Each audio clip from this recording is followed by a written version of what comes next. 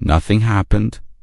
You didn't break any rules. You didn't get a warning. But somewhere in a system you've never seen, you were flagged. This isn't about criminals. It's not about extremists. It's not about people doing something wrong. This happened to regular people every day, quietly. People who pay their bills on time. People who follow the rules. People who've never been in trouble. People like you. You wake up on a Tuesday, check your phone, everything seems normal.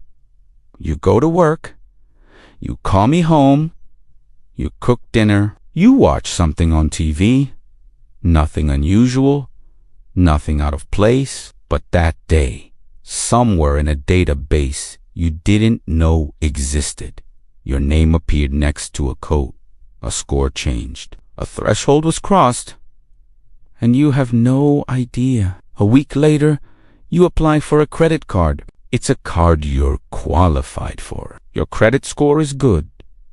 Your income is stable. You've had cards with this bank before. You fill out the application online, hit submit, and then you wait. 1 day passes, then 2, then 5. Finally, you get an email. Your application is under review. That's all it says. Under review. No timeline, no explanation, just pending. You call the number on the website. The person on the other end is polite, professional. They look at your file. There's a pause. I see your application has been flagged for additional verification. You ask what that means. I don't have access to that information. You ask what you need to provide. The system hasn't specified. You ask how long it will take. I can't say. You ask if there's someone else you can talk to. They'll reach out if they need anything. They never do. Or maybe it's not a credit card.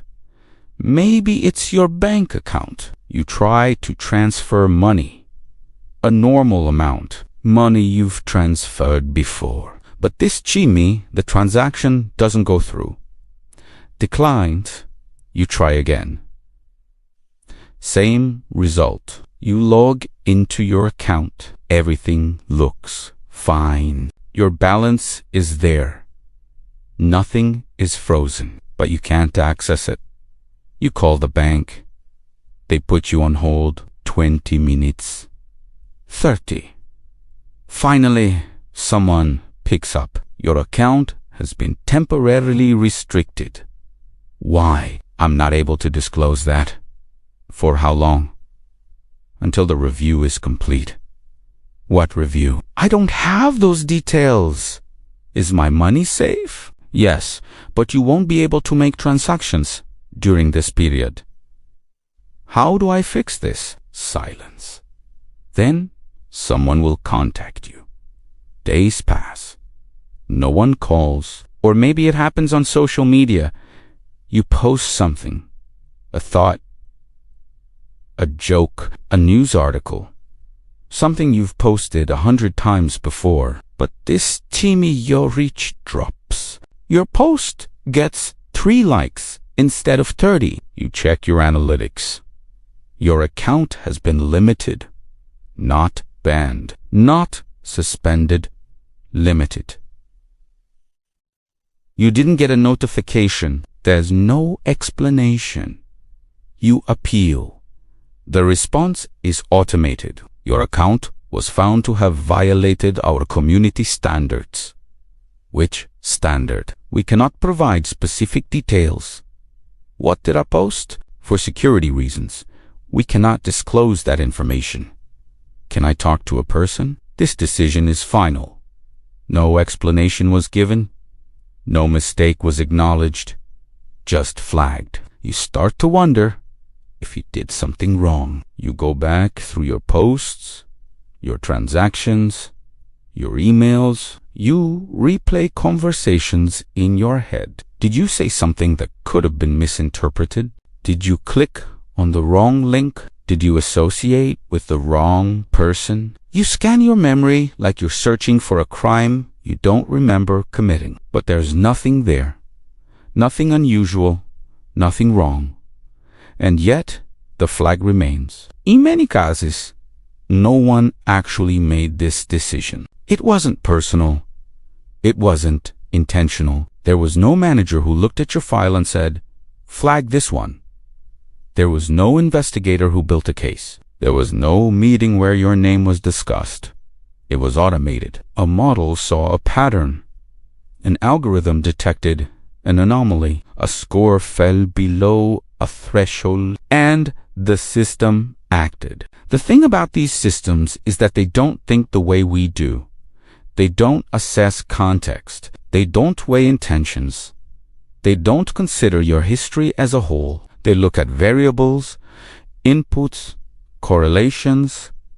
They compare your behavior to millions of other data points. And if something in that comparison doesn't align with their training, you get flagged. Not because you're dangerous, not because you're dishonest, but because you're statistically unusual. Maybe you traveled somewhere that others in your demographic don't usually go. Maybe you made a purchase that doesn't fit your spending pattern. Maybe you interacted with someone who was flagged by a different system. Maybe your clicks, your searches, your movements looked just different enough to trigger a rule you didn't know existed. And once that flag is in place, it doesn't go away easily, because the system that placed it there can't explain why. It just knows that something didn't match, something felt off, and that's enough. The problem isn't that systems make decisions. The problem is that they don't explain them. And when a system can't explain itself, you can't defend yourself. Think about that for a moment. In any other part of life, if someone accuses you of something, you get to know what it is. You get to see the evidence. You get to respond. You get to argue your case. That's basic. That's foundational. But when a system flags you, none of that applies. There's no accusation to respond to, no evidence to examine, no case to argue, just a decision made in silence, executed without oversight. And you're left trying to prove a negative, trying to demonstrate that you didn't do something you were never told you did. You can't argue with a score. You can't cross-examine an algorithm. You can't appeal to its sense of fairness, because it doesn't have one. It's not trying to be unfair. It's just following its instructions. But those instructions are invisible to you. They were written by people you'll never meet, trained on data you'll never see, optimized for outcomes you don't understand, and now they govern parts of your life. The system knows everything about you. You know nothing about it. It knows where you've been, who you've talked to, what you've bought, what you've searched for, what you've liked, what you've ignored. It knows patterns you don't even recognize in yourself. It builds a profile of you that's more detailed than anything you could describe, and it uses that profile to make decisions. But you don't get to see that profile. You don't get to correct it. You don't get to know what's in it. It doesn't have to prove anything. You have to prove everything. If it flags you, the burden is on you to demonstrate that it's wrong. But how do you do that when you don't know what it thinks you did? How do you provide evidence when you don't know what question is being asked? How do you clear your name when you are never formally accused?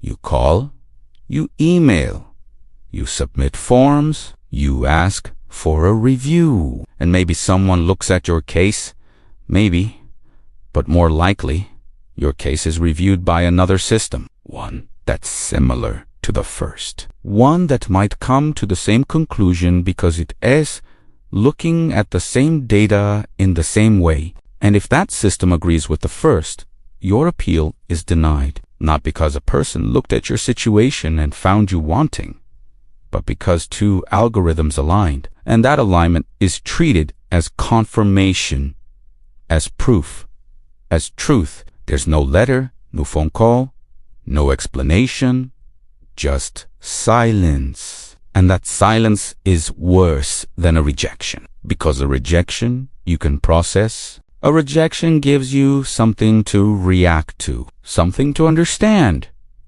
But silence gives you nothing. It leaves you in limbo, waiting for a resolution that may never come, wondering if the problem is still there, wondering if it's getting worse, wondering if every future application, every future transaction, every future interaction will be colored by this invisible mark. You start refreshing your email, checking your phone, calling back every few days. Any update on my case? Still under review. Can you tell me what's taking so long? I don't have that information. Is there someone else I can talk to? They'll reach out when there's an update, but they don't. And you're left in this strange state of suspension. Not guilty. Not innocent. Just flagged. Silence becomes its own form of punishment because it forces you to fill in the blanks. Your mind starts generating explanations. Maybe it was that transaction last month. Maybe it was that article you shared. Maybe it was someone you used to know. Maybe it was a mistake you made years ago that you've forgotten about. Maybe it's something you didn't even realize was wrong. And the longer the silence lasts, the more those possibilities multiply, until you're carrying around this low-grade anxiety that never quite goes away. You start questioning yourself, your past, your choices, not because you're guilty, but because you're powerless. You think about the things you've done, the places you've been, the people you've associated with, and you start wondering if any of them could have caused this. You become hyper-aware of your behavior. You second-guess your decisions. You avoid anything that might seem unusual, because unusual is what got you here. Unusual is what the system doesn't like. So you try to be more normal, more predictable, more like everyone else. Not because you want to, but because you're afraid of being flagged again. And maybe that's the point. Maybe the system doesn't need to catch actual wrongdoing. Maybe it just needs to create enough uncertainty that people start policing themselves, that they start conforming. Not to a rule they can read, not to a standard they can understand, but to a pattern they can only guess at. And if you guess wrong, you get flagged. And if you get flagged, you fall into that silence, that waiting, that powerlessness. You tell a friend about it. They don't really get it. Did you call them? Yes. Did you explain what happened? There's nothing to explain. Well, if you didn't do anything wrong, it'll sort itself out. But will it? How do you know? How does anyone know? And what if it doesn't? What if this flag stays in your file forever? What if it spreads to other systems? What if the next time you apply for something or try to do something, this same invisible mark is there waiting? The worst part is that you're not alone. This is happening to other people right now, quietly, without announcement, without acknowledgement. People are being denied things they're qualified for. People are being restricted from services they've paid for.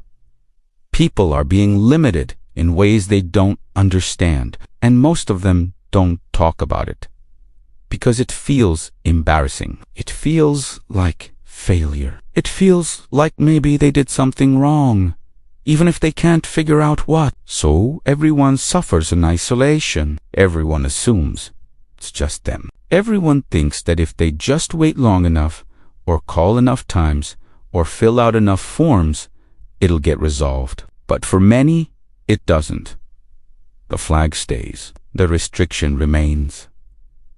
The silence continues, and life just moves forward with this invisible barrier in place. You start to notice how often these systems are involved in your life. Your job application goes through a screening algorithm before a human ever sees it. Your insurance rate is determined by a risk model you can't interrogate. Your loan approval depends on a score that weighs factors you might not even know are being considered. Your social media reach is controlled by a recommendation system that decides what's worth amplifying. Your name might appear on a watch list because you share characteristics with people who've done things you've never done. And in all of these cases, the decision-making process is hidden, proprietary, protected, not because it's malicious, but because it's valuable, because it's complicated, because explaining it might undermine it. But what happens when we can't question the systems that govern us? What happens when we're told that the process is too complex for us to understand, that we should just trust it, that it's for our own good? What happens when the people who built these systems can't fully explain how they work either? When even they don't know exactly why a particular decision was made? When the logic is buried in layers of computation that no single person can trace? At what point did we agree that decisions affecting our lives no longer need to be explained? Maybe we didn't agree. Maybe it just happened. Slowly, quietly, one automated decision at a time. And now we're here, in a world where you can be flagged for reasons you'll never know, by systems you'll never see, with consequences that might follow you for years. And the only thing you can do is wait and hope, and try not to do anything unusual, because unusual might get you flagged again. And you already know what that silence feels like. You think about what recourse you have. You could file a complaint. With who? The company, the regulator. The system doesn't belong to any one entity. It's distributed, it's licensed, it's part of a network of vendors and partners and third-party services that all feed into each other. Your data passed through a dozen intermediaries before it reached the system that flagged you. And that system might have been trained by one company, deployed by another, and operated by a third. So, who do you hold accountable? You could try to find out what's in your file. There are laws about that, sort of. You can request your data. You can ask what information is being used, but what you get back is often incomplete, sanitized, aggregated in ways that make it hard to understand. And the actual logic, the actual rules, the actual model that made the decision, that's proprietary. That's protected.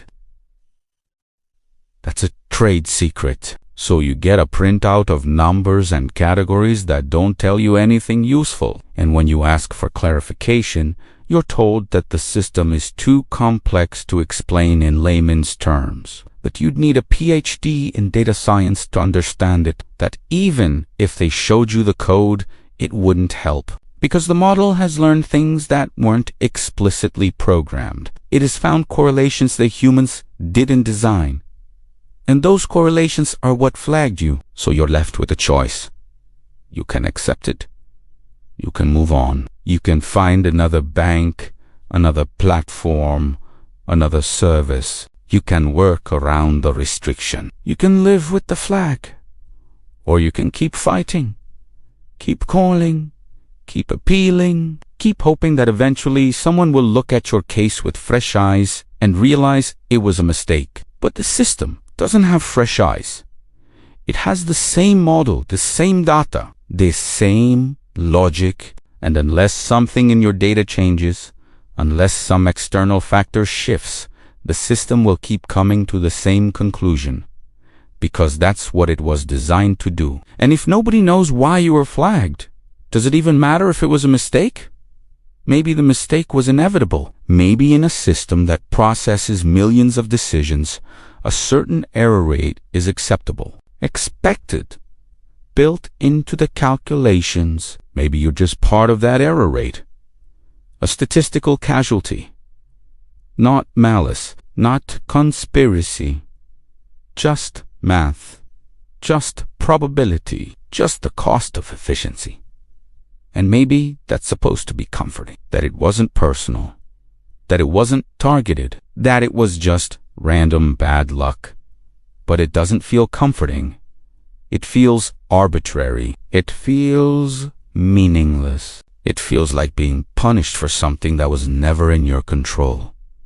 You wonder if anyone is even keeping track. If anyone knows how many people get flagged, how many appeals are filed, how many restrictions are reversed, how many were mistakes. You suspect the numbers exist somewhere, in a dashboard, in a report. But you also suspect they're not public, that they're not something anyone wants to examine too closely. Because if you look too closely, you might find that the error rate is higher than anyone wants to admit, that the system isn't as accurate as it's supposed to be, that the cost of efficiency is higher than anyone calculated. But no one is looking closely because the system works most of the time for most people. And the people it doesn't work for, they're scattered. They're isolated. They're invisible. They don't have a support group. They don't have a movement. They just have their individual frustration and their individual silence. And that's not enough to change anything. So the system continues. The flags continue. The silence continues. And somewhere, right now, someone else is being flagged. They don't know it yet. They won't know for days, maybe weeks, maybe never. But it's there, in a database they've never seen, next to a code they don't understand. And when they finally notice, when something doesn't work the way it should, when they call and get put on hold and transferred and told that their case is under review, they'll feel the same thing you felt. That same confusion, that same powerlessness, that same silence. And they'll wonder, just like you did, what they did wrong. And they'll search their memory, just like you did, for something to explain it. And they'll find nothing, because there's nothing to find. Just a pattern that a system detected, a correlation that a model learned, a threshold that was crossed. And that's all it takes. That's all it ever takes. Nothing happened. You didn't break any rules. You didn't get a warning. But somewhere in a system you've never seen, you were flagged. And now you're waiting. In the silence, hoping for an explanation that will never come. Hoping for a resolution that might never arrive.